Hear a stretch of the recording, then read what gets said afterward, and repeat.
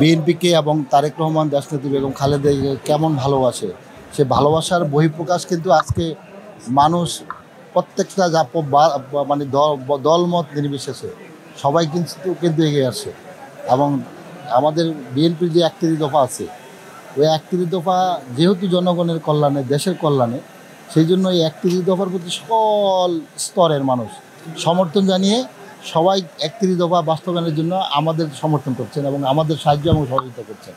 এবং আপনারা মানুষের মধ্যে উৎসাহটা দেখেন, যেহেতু এই এলাকাটা ছিল কখনো বিএনপি এই এলাকায় আসে নাই, মানে নির্বাচিত হয় নাই, কিন্তু ইনশাআল্লাহ আলহামদুলিল্লাহ যে আল্লাহর কাছে শুকরিয়া যে মানুষের সর্বস্তরের মানুষ দলমত নির্বিশেষে, হিন্দু নাই মুসলিম নাই, সকল ধর্মের মানুষ, সকল স্তরের মানুষ কিভাবে এগিয়ে আসে মানে আমাদেরকে সহযোগিতা করার জন্য। এই জন্য আমি শরীয়তপুরের সবার কাছে কৃতজ্ঞতা প্রকাশ করছি। সাংবাদিক ভাইদেরা কালকে কষ্ট করছেন, আজকে কষ্ট করছেন, সবার প্রতি আমি ধন্যবাদ জানাচ্ছি, কৃতজ্ঞতা জানাচ্ছি।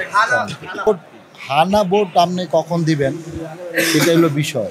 যেই সংস্কারটা হচ্ছে আসলে এটা তো মানুষের মনের কথাগুলি হচ্ছে, সুতরাং এখানে হানা ভোট খুব এটা একটা বাড়তি, দেশের মানুষকে একটা বাড়তি ভোগান্তিতে ফেলা। হানা ভোটে নির্বাচনে মানুষ এতদিন পরে মানুষ যেটা চায় সেটা একটা সুন্দর গণতান্ত্রিক নির্বাচন, কিন্তু সেই নির্বাচনটা করার জন্য হানা ভোট প্রয়োজন নাই। এটা মানুষের মনের আকুতি, যত দ্রুত সম্ভব ইলেকশন। আসসালামু আলাইকুম। গণভোট ওই তো একই তো কথা, হানা ভোট আর গণভোট তো একই কথা। আমাদের দরকার কি? আমরা হানা ভোটটা কী জন্য করবো? সংস্কারটার পক্ষে না বিপক্ষে, তাই না? তো আমরা তো সংস্কারের পক্ষেই। হা বা না, এটা জনগণকে একটা বাড়তি ভোগান্তিতে ফেলা ভাই।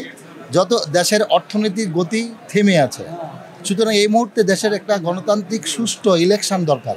আপনাকে আইনশৃঙ্খলা করতে হবে। আপনি এই শেখ হাসিনাকে দৌড়ালেন কেন?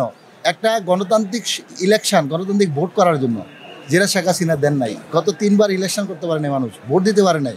সেই জায়গাটা তো আপনাকে আপনার মেনটাই কাজটা তো হচ্ছে এটা, একটা সুষ্ঠু ইলেকশন। সেই ইলেকশনটার জন্য তো আমাদের প্রয়োজন, তাই না ভাই? সেই ইলেকশনটাই হওয়া আগে যাবে। জনগণের এইটাই প্রত্যাশা, যত দ্রুত নির্বাচন করে দেশটা একটা অর্থনৈতিক স্বাবলম্বীর দিকে আমরা নিয়ে যাব। সবাইকে ধন্যবাদ।